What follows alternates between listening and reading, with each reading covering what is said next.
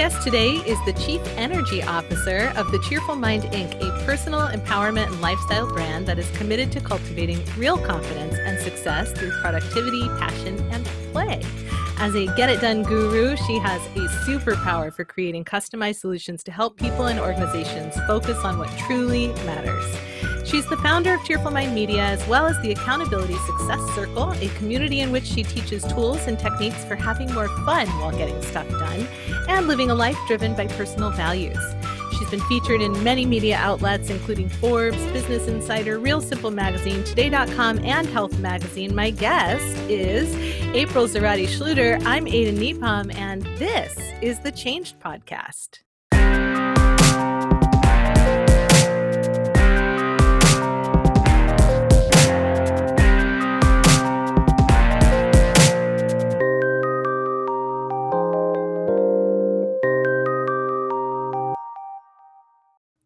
Hi, Apryl. Welcome. Thank you so much for having me. I'm super excited for this conversation. I'm really excited for this conversation. I see you've got your instruments behind you, which is fairly exciting. Yes. There's ukulele 1 and ukulele 2. The second one came in as a COVID for a 40th birthday present.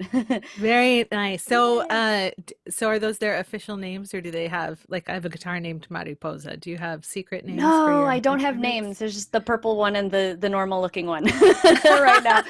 But when I started, I got the little purple one because I love the color purple. If you'll get to see in little bits and pieces of my room. But I had that one as a last ditch effort to try to learn a stringed instrument because I tried to get a guitar many years ago and it broke its first string about a month ago. Oh, wow. Unplayed. So I said maybe something smaller, and now I can't even imagine getting a guitar because I'm small, and I guess I just need small things sometimes. So well, tell me a little bit about what you do. What do I do? What do I not do is sometimes the question that I have to respond with, because there's so much that I've done in my life. And but really what it's all about is 5 years ago I made a decision that my dream job would be to help people streamline their lives in a way that would give them more time to have more fun, to make time for all the vacations and socializing, because that's kind of what we live for, right? But we kind of have to do the adulting, and some of it could be fun. Some of it is just, the badge of honor you wear as an adult. And I want to help people get through all that stuff in a way that's efficient so that they have time to really live life. And that has kind of put me on this journey to run the business that I run. And I just love helping people just live lives that are happy and positive and do fun things. So I definitely do that in my own life. And then I teach others to do that as well. And the ukulele is part of your own joy. Absolutely. So I started taking lessons about a year, and it was like last May 2019.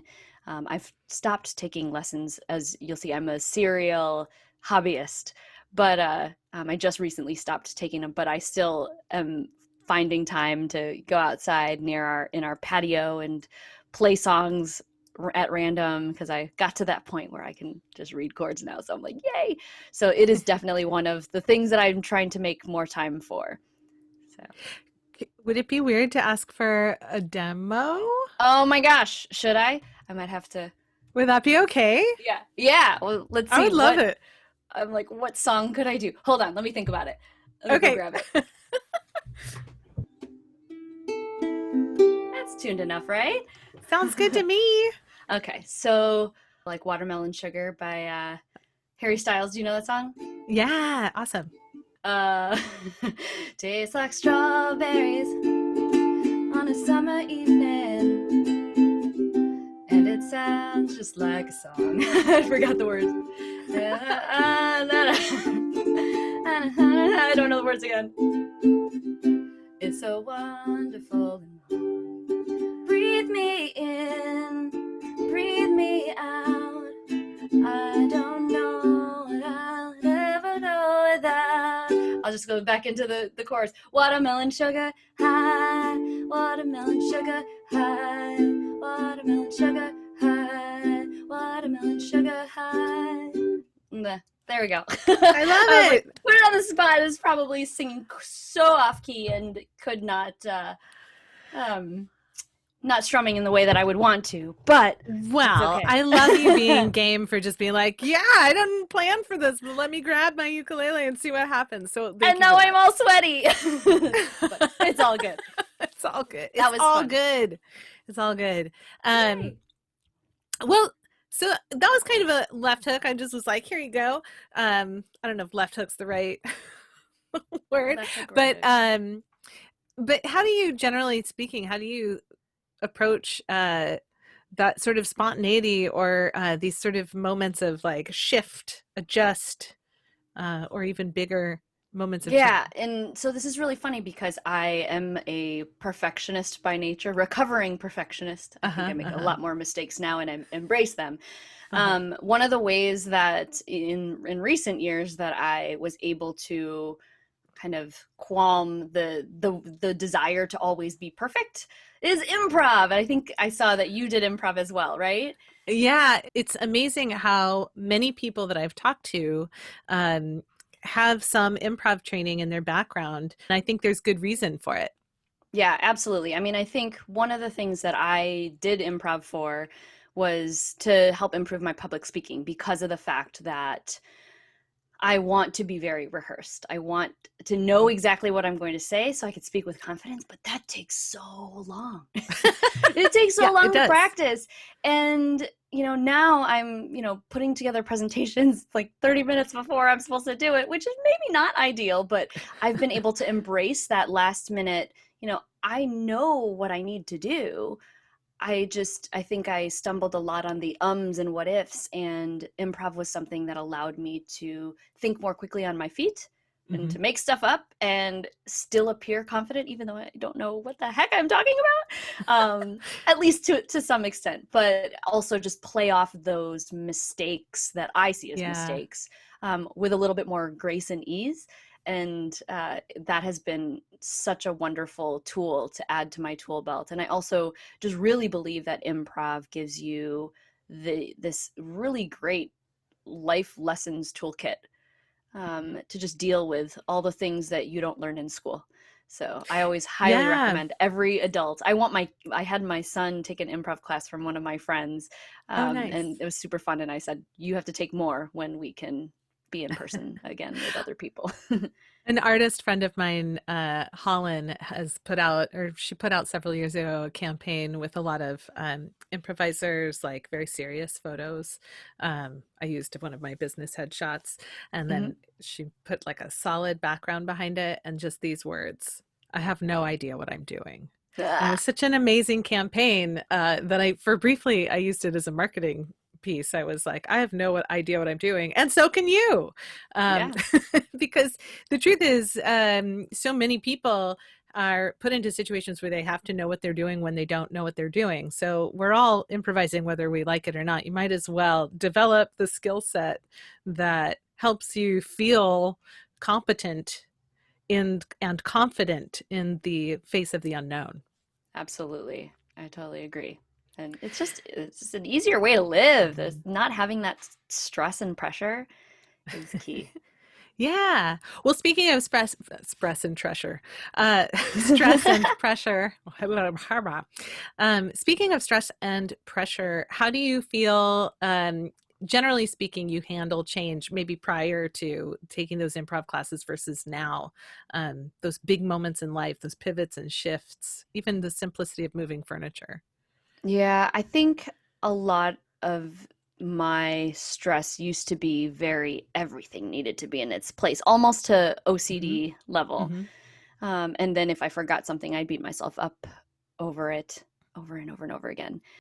Doing improv and also just training to become a coach has really shifted my stress levels, because it's just, you start to realize that, it's really not that big of a deal. It's like that book, Don't Sweat the Small Stuff, and it's all small stuff. I still have it somewhere. Yeah. Really, all of this stuff just doesn't matter. And, you know, you don't have to put your toiletries in groups of 5 and just, it's fine. You're not going to use them all anyway. It's just, it's funny. The things that I used to obsess over. So, There was a speaker that came to my college, and I have no idea what his name was. He was completely um, bonkers. He was trying to promote this message of don't sweat the small stuff to help us think about like where to put our focus. mhm, And the intent was really good. But he brought in literally a sack of potatoes, and he hmm, was like, it's all a sack of potato, like the small stuff, that's all a sack of potatoes. And you mhm. can carry a sack of potatoes around, and it's really heavy and cumbersome and annoying, or you can just let it go. It's just a sack of potatoes. But he brought a sack of, it was like, he was right. There was nothing wrong about what he was saying. It's just, he brought a sack of potatoes with him. And I thought the irony of him saying like, you don't need, or you could just let the sack of potatoes go. And I'm like, but you, sir, are Are carrying a sack carrying. of potatoes from place to place to deliver this message about your sack of potatoes. All of that is to say, Yeah, it's a continuing practice, isn't it? absolutely. 100%. You just, I feel like that's my life journey, and I don't know if it's going to end until I die. So, and that's Yeah. okay.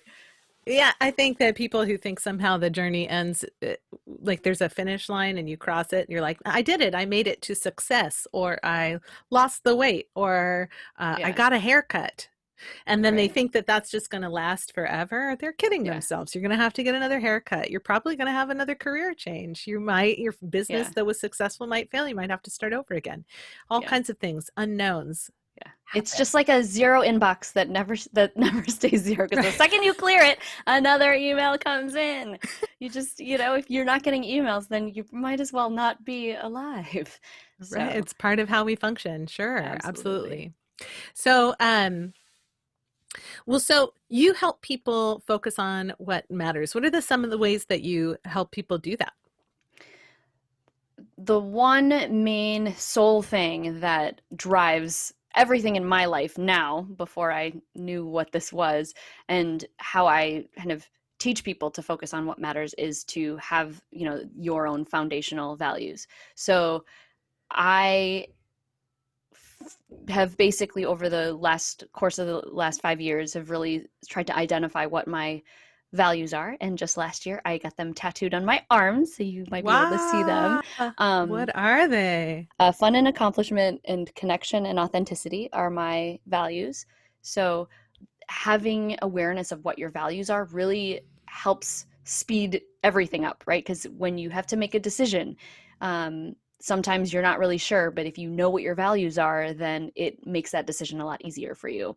And then also on that, it really helps you connect with others, which is something that all of us as humans crave. So if you know what your values are and you're able to display those in a way, you will be able to find your people based on those aligned values. So I really try to push to make sure that people understand what it is that they value most. And once we know what those are, and they can, you know, you'll probably have a top core 3 to 5 values, and you might have other values that are also important. You know, family is a huge value of mine. I don't have that tattooed on my arm, but that's kind of implied among the other values that I have. But just having that source of values is super, super huge in just being able to live a life that is successful. And by success, meaning determined by you and not what society deems as successful. So Do as long you as we have think that. that do you think that people's values change over time? Or do you think that they sort of you have these root values and they're there your whole life, but maybe they go through different filters? What do you think? Um, I've been chewing on this for myself recently. yeah, I think, you know, I never want to say never, because I always feel like I'll say, you know, the last job that I was at, I was like, I'm gonna retire here. And then look at me now. But I think that your values can change. I think especially when you're still trying to figure out who you are. Um, so maybe later in life they won't be as, because I do feel that maybe when I was younger, that prestige and money were Uh-huh, very high sure. values and drove everything that I chose to do. And then I realized that that wasn't really true. So I think that there's a process of self exploration that needs to happen in order to really know what your values are, which is why I Hmm. waited till I was 40 to tattoo anything on my body. But I think that there are still probably some innate core values that maybe get instilled by, the way that you are raised. Mm-hmm. Connection has always been a huge thing in my family, and accomplishment, short of the money, like that's the piece that I'm grasping onto. Yes, I want to accomplish, but it doesn't necessarily mean that I need to be a millionaire and that's going to be the result of success. So they will evolve over time, if anything. But Yeah. recently I was thinking about this idea, this question that I just asked you, because I realized that the main driver for many of my choices was one thing, but recently something else has really showed up for me as being hugely important, and it's becoming a driver. And I Mm-hmm. didn't know it was important. It was a thing I was taking for granted, which is reasonableness. Mm. And because of our current circumstances and everything being sort of heightened and people being driven indoors and over consuming on social media and over consuming on news outlets, because That's all we have right now. easy to do, right? And so what I'm noticing is people's ability to be reasonable with each other is going steadily down. And the more Yeah. that happens, the more I'm like, but this is important. And so I'm like, is this a new reactionary thing that I'm valuing? Or is this an underlying value that I never paid attention to before because everybody seemed relatively reasonable? Yeah, I mean, it's kind of like how you deal with health and your finances, right? It's like Sure. when things are comfortable, then they're good and you don't have any reason to think about it. Um, but then when it's challenged, you know that it's important to you. Like I know financial stability is super important to me, and I'm very financially stable right now, so I don't think about it and I don't have it on my arm to say like financial stability is important to me. Yeah. But it is one of those things where, when our health starts to go sour, then it's like, oh, now we need to pay attention. And I feel like there's a term for that where it's like a negative driving value of some sort. Maybe that's what it is. It's like basic needs Mm-hmm, mm-hmm. versus like your values, like who are you at your core? If life was limitless, like what would you need to survive? Whereas like we Yeah, all know yeah. as humans, or as people in this world, we still have to make money. Those are just kind of like, we need to eat food. Those are basic things that we all should value, or we just don't value being alive. So maybe that's what it is, but we should make up a Yeah. term for that. If there isn't one already. I'm sure somebody has. This isn't rocket science or new groundbreaking stuff, but Would you, April, please tell us a story from your real life, a moment of pivot or change that you experienced? yes. So this was about 6 years ago. I woke up in the morning because I had an interview scheduled to hopefully get a new job because I was not enjoying the job I was in. And before I had to go to the interview, I had to go to the dermatologist, which was an appointment that I had scheduled 6 months prior because, it's hard to get in with a dermatologist sometimes. So I had to go from the dermatologist straight to my interview. And I hadn't seen my dermatologist in maybe a couple years for whatever reason. We were catching up and, I adored her. She was looking through my hair, which was nothing that she'd ever done before, but she's doing a skin check and doing all the normal things and having conversation while we were doing it. And after that, I was telling her how I was excited about this new opportunity and just, I was in a very positive zone. And then she took a break and stood in front of me and said, "So, tell me about your hair." And I was like, "I'm sorry, what?"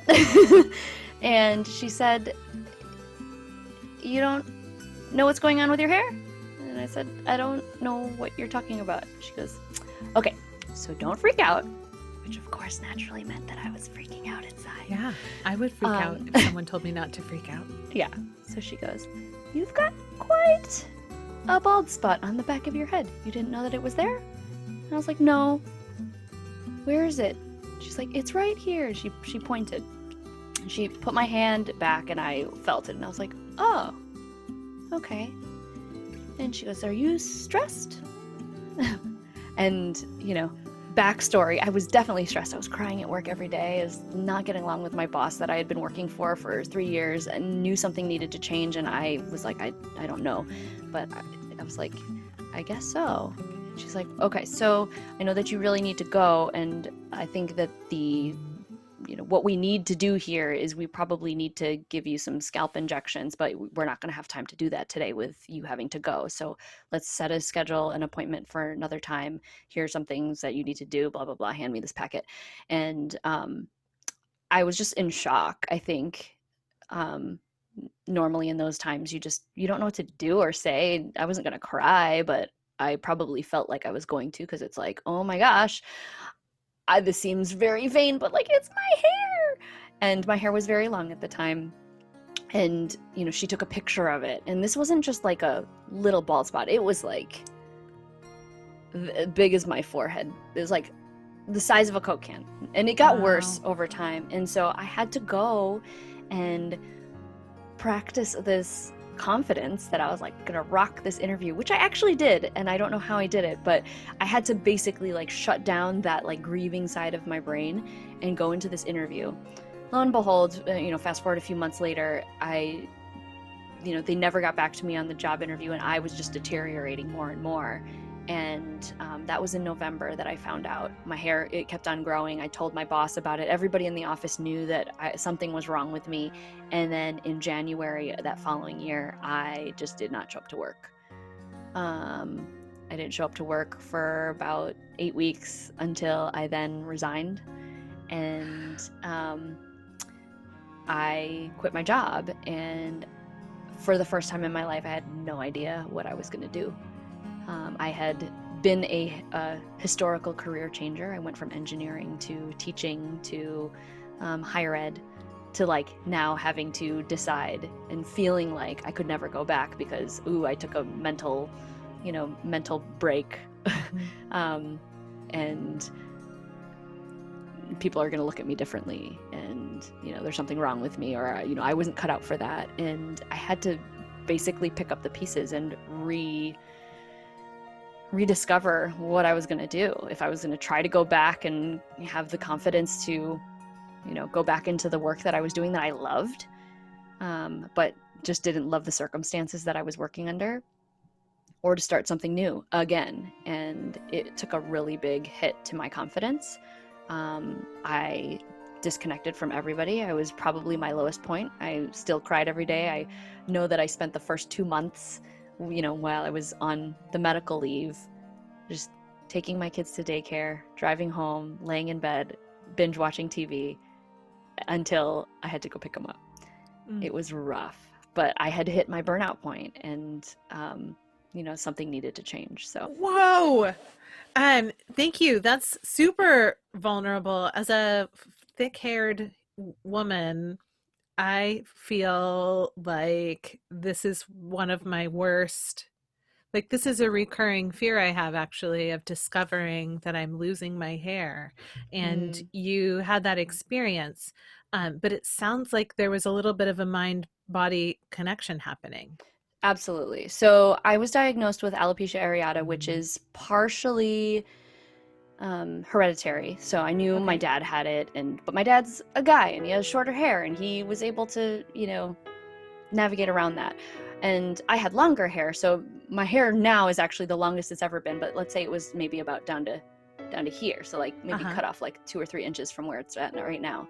And I had this huge gap in my hair, and I was able to cover it most of the time, but I started putting like wig pieces in to just add more volume. I was even doing that before I started losing my hair, and that's what I realized, that I didn't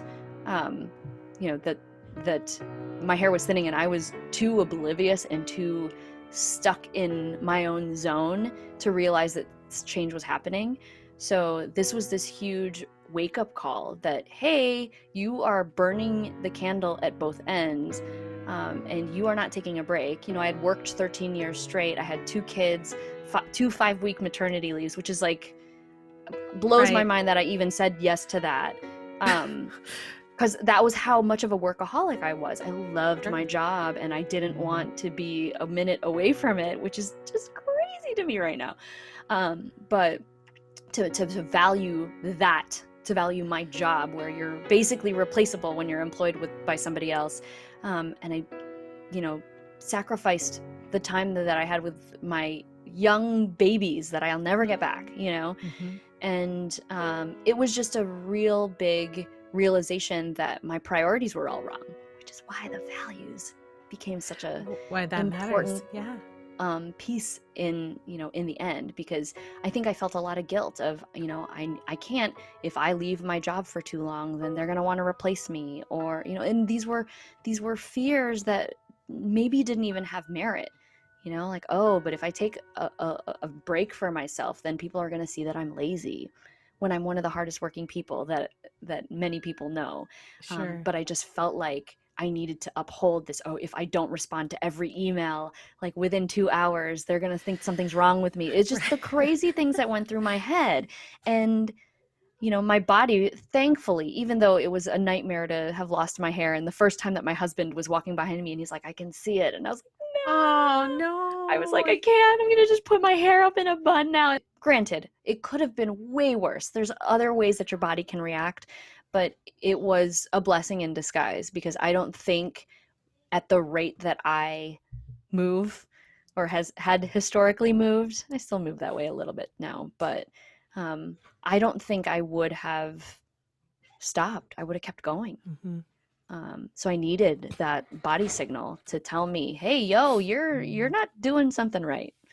We're going to stop you. So ultimately, was it this news that led to, were there other factors in choosing to leave that job, or was it specifically watching your health decline?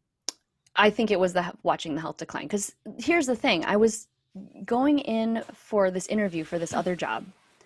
I had already had discussions with my boss about feeling like I didn't, that this job wasn't working for me.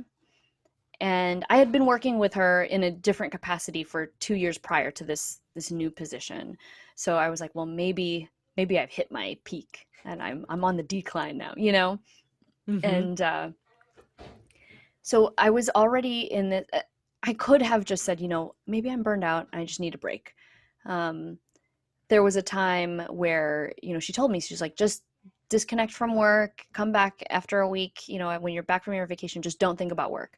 I Mm-hmm. came back and I was like, I'm ready. And then like within a day I was crying again, then, at my desk. So it was like, I knew that it was something that was deeply rooted that I needed to fix, but I was in denial that, I was like trying to be tough, like I can do this. I can get over this. Like it's really not as bad as I thought it was. And then when the hair issue happened, I was like, okay, something needs to happen, but I'm still like grasping onto the fear of like, if I let go and I take a break, like what is everyone going to think about me? And that was like the hardest part, because it was 2 months between when I saw my health decline and when I actually did something about it. I literally just called my doctor and I said, I can't go to work. She's like, make an appointment. I was talking to HR and they're just like, it sounds like you need a medical leave. And, I don't want you to think that there's something wrong with you, because I know that that's what you're thinking, and that was exactly what I was thinking. I was like, people are going to think like, ooh, she's a loony, and I didn't want people to think that of me. Like I normally have my stuff together, but at this point, like I knew that crying every day at work did not make any sense. And, after the fact, when I started to finally get the rest that I needed, I had friends that were like, I was kind of worried about you and I didn't know what to say, because like you look like a walking zombie. Oof. And I was, I'm a very like uppity person. This is my normal.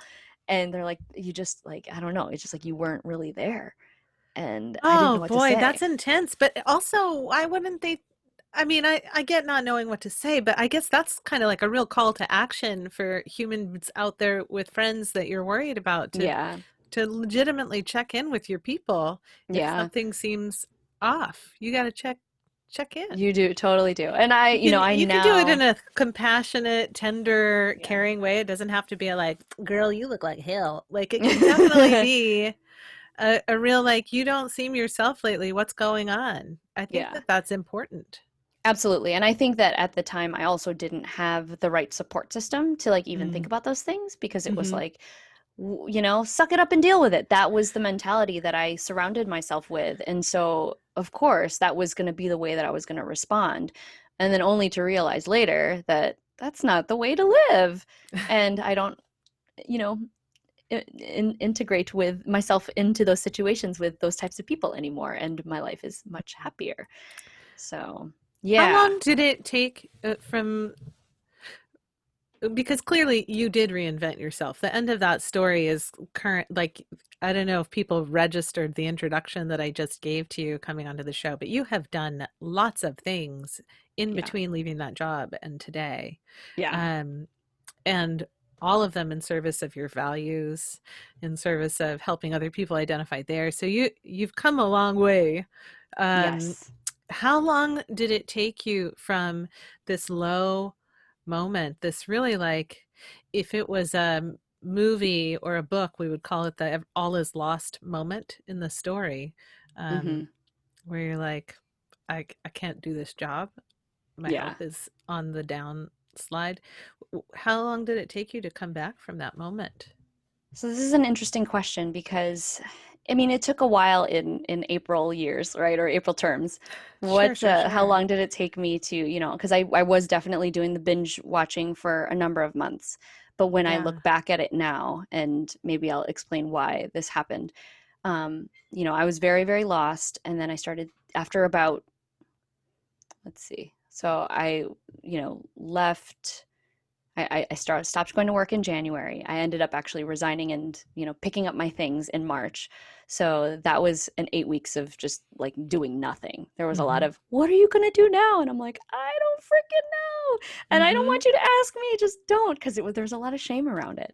Sure. Um, but when I started to have an inkling of like, maybe what could I do? This was like May at this point. So it was like January to May that I was finally starting to get some movement. But then when I went from May, so it was May 2015 to like September 20 or April 2017, I was on fire. And sometimes in a good way, but in the end, maybe I overdid it. So it was Huh. almost taking back the, you know, that fire that I had in my previous life. Like I got so much rest that I was like, let's go. And I was just like, let's do everything. Let's do everything all at once. And I'm going to like, I basically burned myself out a second time, but it was doing what I loved. So it was a very different type of burnout. So when it happened the second time around, I was like, okay, I think I overdid it again. Now I need to take my own advice that I was crafting. Because basically, in that time, you know, I was writing my book and I was like, this is the advice that you need to give to April. And I have to read it sometimes to remember, like, oh, yeah, I forgot. I know it. I'm just not Yeah, yeah, doing it. yeah. Mm-hmm. But it took that long to understand my own story and then put the wisdom to it, but then also make it applicable to not just me, but other people as well. Um, and I wanted to just get all that done because I had so much passion around it, but I was still exhausted. And I think I also realized that because I took so much of a break, I had to readjust to what my threshold was. Because whatever threshold I hit when I started going bald, I A did not want that to happen again. And B, like I just that's higher than where I was allowing myself to go. So I was feeling myself slow down further. And um this whole last 5 or 6 years has been this recalibration of like, when am I going to hit my limit and how much can I stay away from that burnout threshold? Because that's when I'll be in the sweet spot. Mm-hmm. And so I think it took only a number of months before I was like back in action and had an idea of what my new purpose was going to be, which is pretty darn fast when you think about just how long it takes people to figure out what do I want to do in life. And I had just, Yeah. you know, skipped from 3 other jobs and now I'm like, I'm going to start my own business. Yeah. But That does once I seem did that, that does seem fast. That may not be yeah, everybody's pace. That's okay yeah. too. Yeah. But I also feel like, you know, in hindsight, looking back, I don't know if I could have done it any differently, but I have also realized that, hey, you don't have to work so fast all the time. And I have really slowed everything down in what I'm doing, but I'm noticing that what I am doing is so much more impactful than what I was doing at the beginning of a business, because there's that excitement and there's nothing wrong with it, but I think people think that the harder you work, the more you'll get done. Yeah. But that's not nearly as true as people might think. I mean, sometimes you can be very intentional and work on one thing, and that could be super powerful. And if I would have spread it out over this last 5 years, I may have not hit that second burnout point.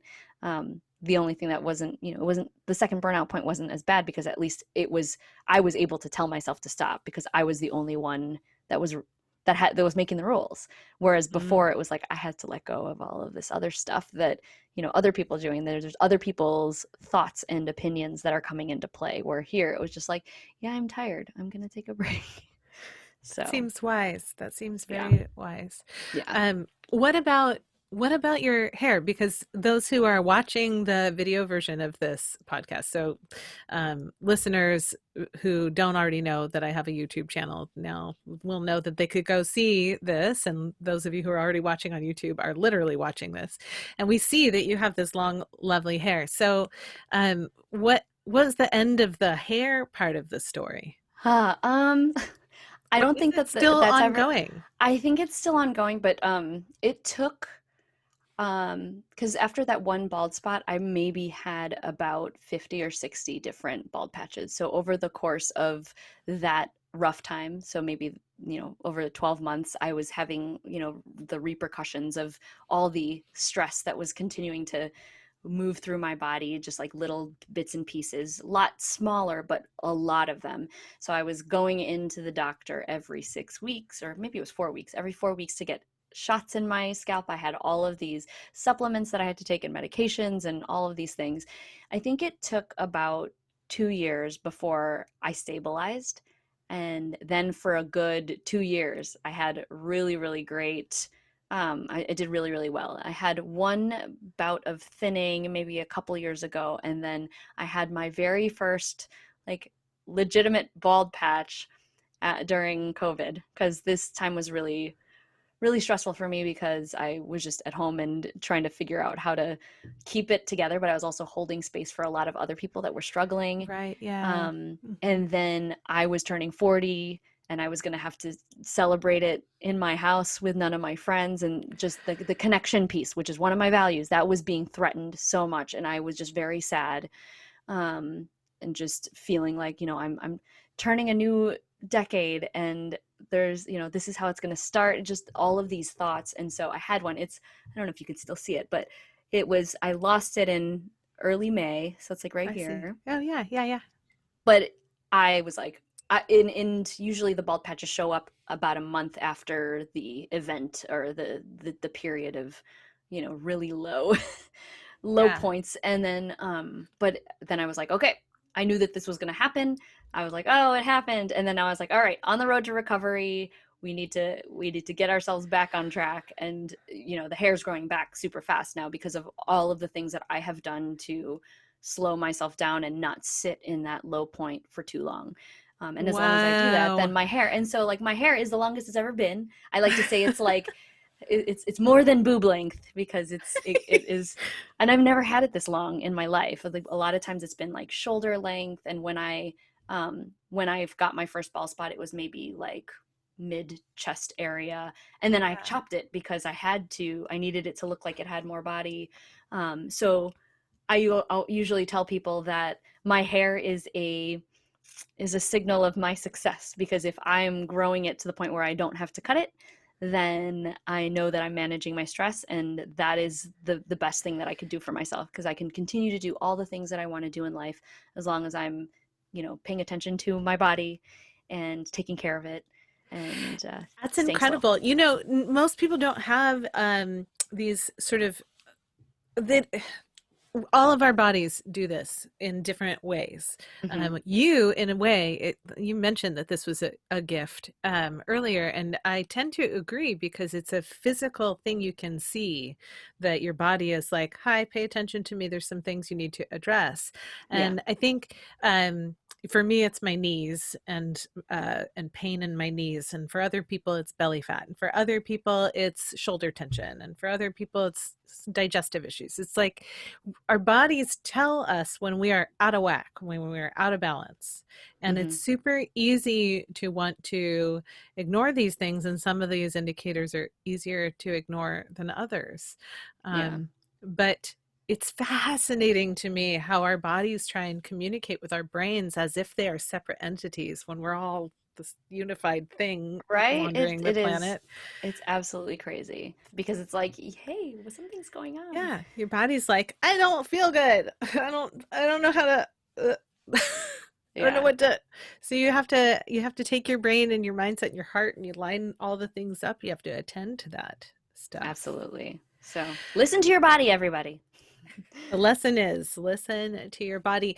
Um, what else do you think is the lesson here? Like if you were going to tell people based on your experience something that you think would help them in processing their own Yeah. change in life or circumstances, what would you share with people? I think one of the biggest things that I really try to make sure that people know first and foremost is that like you are significant, you matter, you are somebody of value. Because I think a lot of times people think that they're not enough.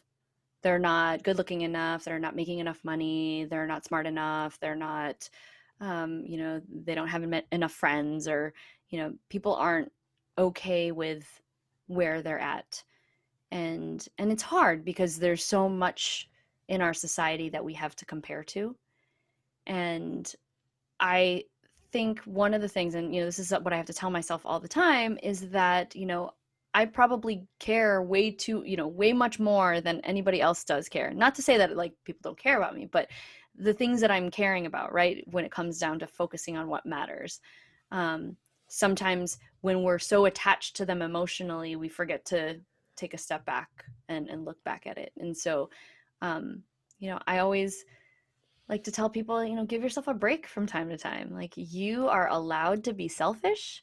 That is not seen as being arrogant or conceited. You are allowed to take breaks. You are allowed to move slow. I think especially with the times of everything that's happened this year, when we were forced to move slow, for those Yeah. people who were like, oh, I got to keep on running, we're not going to let COVID stop me. No, you are allowed to take a break. This is something that none of us have ever experienced before, and we need time to process. Um, because every time you do more, there's going to just be more stuff to do after that. Oh, Unfortunately, there's totally. that to-do list, like it's just like your email inbox, it's never going to end. So why not cherish the moments that you have of like, oh, I slept in. Don't feel guilty about it. Just be like, oh, I got some extra sleep. Okay, now I'm gonna go and be productive. My dad used to say good work gets rewarded with more work. How do you find success and balance? You know, I people will tell you how to do it, but the reality is that everybody is an individual. You have to find your own balance, and your own balance is going to be a moving target as you go through life. Exactly. I mean, everybody's got different lives, and so it's not a one size fits all model at all. Right, So right. Well, anything that you want people to know about, if people want to find you or you just said you wrote a book. Is that out there? Can people buy that book? I did. It's called Finding Success and Balance. What? That's available on Amazon, both as a paperback and an ebook, or you can listen to my wonderful voice reading you the stories of uh, of transformation and time. No, I'm kidding. You can get that on Audible. That was a really Mhm. fun project to read my own book and be like, oh yeah, I gotta do that again. I forgot I wrote about that.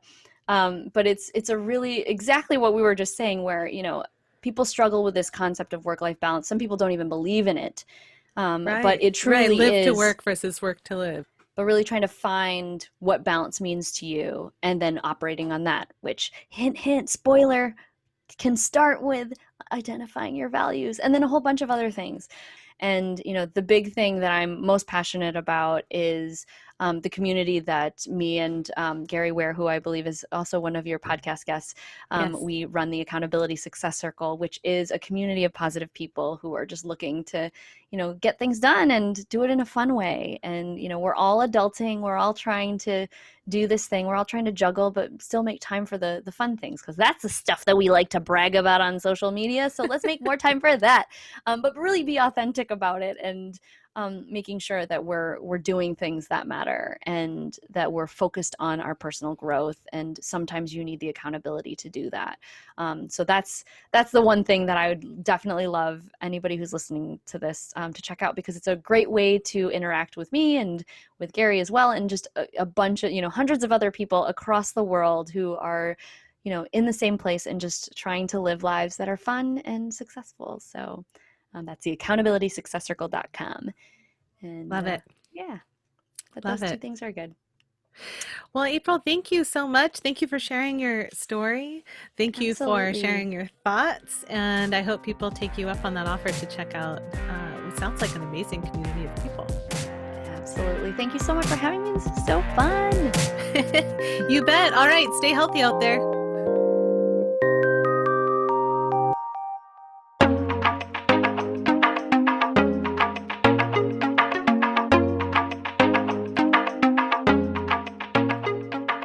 It's amazing to me how if your mind and heart are listening, your body is already letting you know how things are going in ways that might surprise you. Alopecia areata, the form of hair loss Apryl described, is a genetic condition that's triggers appear to be connected in some way to immune function and affects as many as 6.8 million Americans. The hair can grow back, and being healthy does seem to make a difference. However, being healthy is something we often talk about in terms of food, sleep, and exercise. I mean, it's like we just don't even want to talk about our feelings. Despite the obvious connection to stress and the numerous studies that connect certain kinds of stress to many kinds of disease, we often leave our mental and emotional health to be attended to last. And that's silly, really, because, as many people will attest, when our hearts and minds are balanced in a way that feels healthy and good, it's just so much easier to make choices that serve the overall health of our bodies. So, as we work hard, let's also remember to rest well, play often, and breathe. If you're interested in picking up a copy of Apryl's book, Finding Success in Balance, you can find it on Amazon, Audible, or purchase it directly at findingsuccessinbalance.com. As always, you'll find links in the show notes on the website, www.thechangepodcast.com. This show comes to you from the Art of Change Skills for Life. Visit www.artofchange.com to explore how you might grow your communication, collaboration, and leadership skills through workshops, coaching, and more. Plus, you get to work with me. If you're enjoying the show, please help us spread the word by either sharing this episode with a friend or leaving a positive review wherever you subscribe. I'm Ada Nepom. Thank you for listening to the Change Podcast. I wish you the kind of experiences in life you're excited to tell stories about.